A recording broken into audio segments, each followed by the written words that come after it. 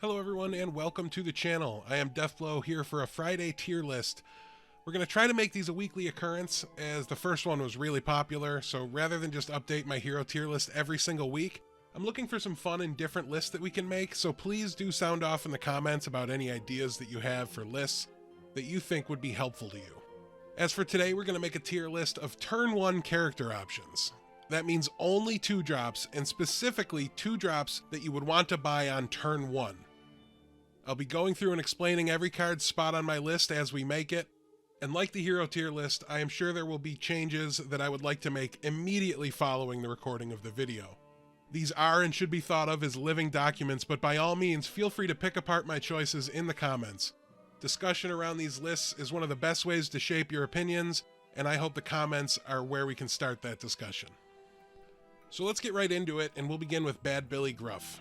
He's a 2-3 body, which places him high on the list. Stats aren't everything here, as you'll see, but when they don't have any drawbacks and they carry the animal trait, which may be helpful for mid-game synergies, it must be respected as an all-around solid turn 1 selection.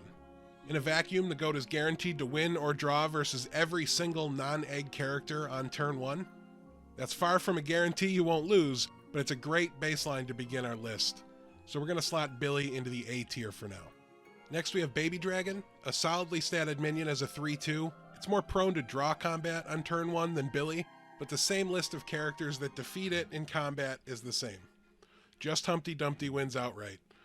Baby Dragon has little downside, but little upside as well. The lack of dragon-related synergies means you're not likely to keep him around for very long, but he can be very valuable attacking supports in the backline for a fair few turns. I view him as an average option despite his stats, so we'll go ahead and put him in B tier. Next we have Baby Root. You cannot win combat on turn 1 if you buy him, since he has the 0-3 body, but the supports are pretty valuable into the mid-game, and you can do far worse than eating 3 damage from the initial combat to set up the next few turns.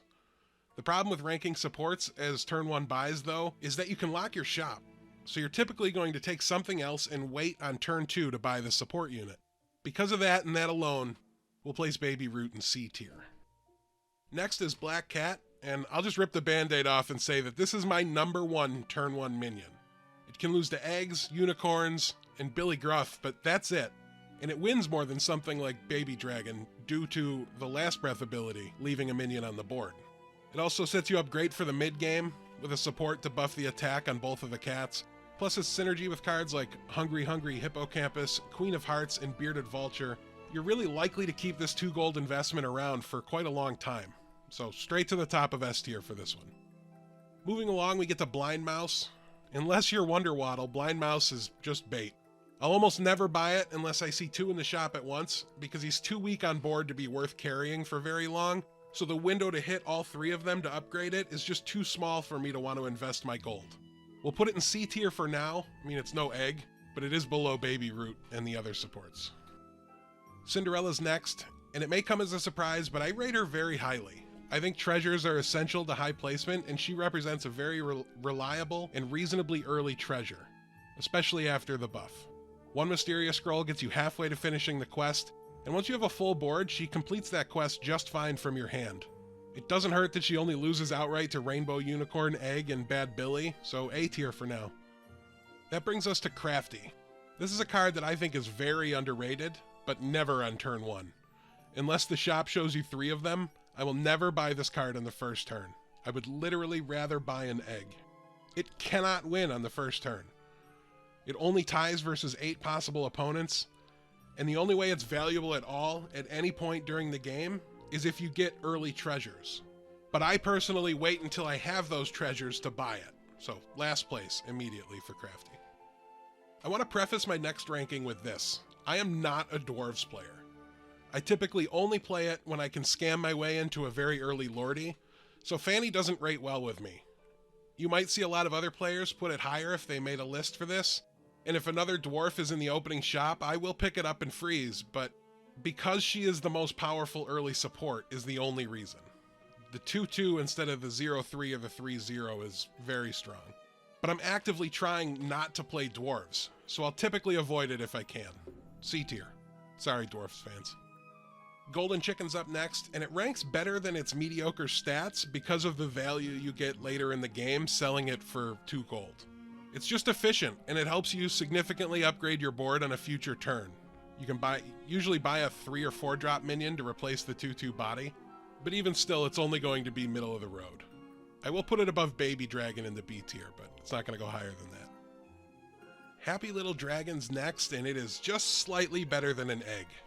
I'm going to put it all the way at the back end of the C tier.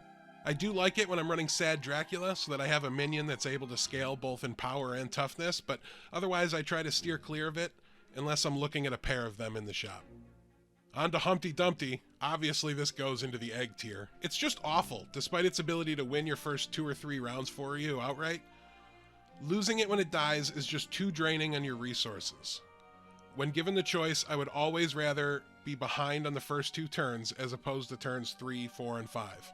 Not even the unique treasure makes it worth buying and trying to hit, because usually one's going to die on your way to getting there, so it's just not worth doing. Ever. I mean it. No eggs. Alright, finally back to a good card again. I've got Kitty Cutpurse as my number 2 overall card, right behind Black Cat. Early on, if you can cash in on that extra sleigh gold, it can make a big difference and net you an additional character or spell very quickly. You're a little weak in the first combat, but you can still tie and trigger the sleigh ability in plenty of matchups. And if you can find a Mad Mim, you'll be able to keep the Cutpurse in play for quite a long time. Labyrinth Minotaur is a solid middle-of-the-road option. You're very unlikely to win the combat with him, but you're equally unlikely to lose it. It also provides a buff to any Black Cats or Cutpurses that you're able to find over the next couple turns. While I rarely keep it around for very long, it does good work for me in the early game. We'll put him in the back end of B tier for now. With Lonely Prince, the ideal scenario is that you're buying a Cinderella or a Sherwood Sure Shot on the first turn, and then you're freezing this character. He will transform in the shop, and then you're able to buy a 5/5 on turn 2. I try not to buy him on turn 1, and while I'll often sell him before upgrading, he's worth the upside in case you should see a princess soon afterwards. I put him as the last card in B tier. Mad Mim will pretty much rate in exactly like Baby Root. For the most part, you can just copy-paste the advice and analysis from that section, but I would prefer Mim over Root. I think the attack is a little more valuable than the health, so we'll place it directly in front of the support counterpart. Polywoggle's next, and I feel as though I've got to warn you. I have fully converted to the Church of Polywoggle. You do need to buff its attack to reliably trigger it, so you're going to want to look to do that ASAP with a support or with spells. And you can sell it if you have to, or even wait for a Grimsoul to abuse that interaction in the mid-game. This card just puts you so far ahead of the rest of your lobby when you trigger the Slay ability, if you can time it correctly.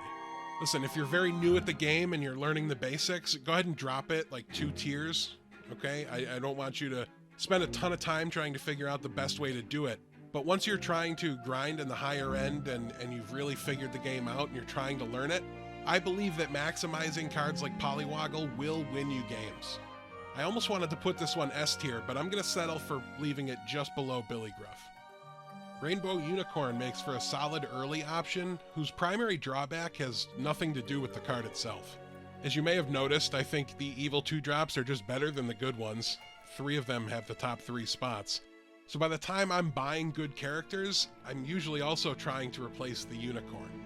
I'm going to put him at the top of C tier because of his ability to win early combats for you, but it's just not a great overall option. Sherwood Sure Shot is our only ranged minion available at 2 gold, and that's a big deal if you attack first in the initial fight. I've mentioned how taking 3 damage on turn 1 isn't a big deal, but it does help when you're the one dealing it, so 50% of the time you're going to outright win versus all but 4 of the characters available, and 2 of those are going to be draws. Even if you don't attack first, you're very likely to be drawing that combat as well. And ranged is just always a great ability, so you can carry this into the mid to late game very easily. This is going to go directly behind Polywoggle in A tier. Tiny is basically the last minion that I'm okay with having to buy. We've already covered my Dwarves policy, so I'll spare you that a second time, but Tiny's a solid choice because of his ability to punish egg players brutally and early, but also to efficiently trade in combat for a few turns in the early game. I'll put him just in front of Fanny in the tier list, since it's not dependent on anything else later in the game to do its job and get value from. Last up is Wizard's Familiar, probably the card that is most affected by outside circumstances on this list.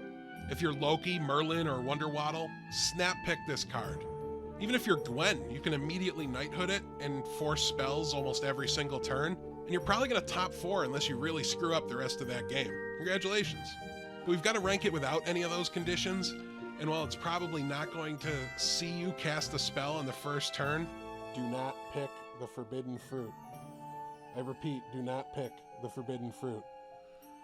You can usually grow it to be a formidable option for the early and mid game. I'm going to put it at the top of B tier. That wraps up the list. If you stayed through the whole thing, thank you so much. I don't know how you pulled it off. Check out my Twitter, and I will post an image of this tomorrow that you can use for your reference when you're playing your games. While you're there, go ahead and give me a follow. Also, if you want to chat Storybook Brawl with myself and other brawlers, use the link in the description below to join my Discord server. You can go ahead and assign yourself the Storybook Brawl role and join the conversation. And you can bet that as soon as custom lobbies are available, we'll be doing all sorts of fun things in there. Also, be sure to like and subscribe to the channel for daily Storybook Brawl content and ring the bell to get notifications when my videos go live. DeathBlow signing off. See you in my lobbies.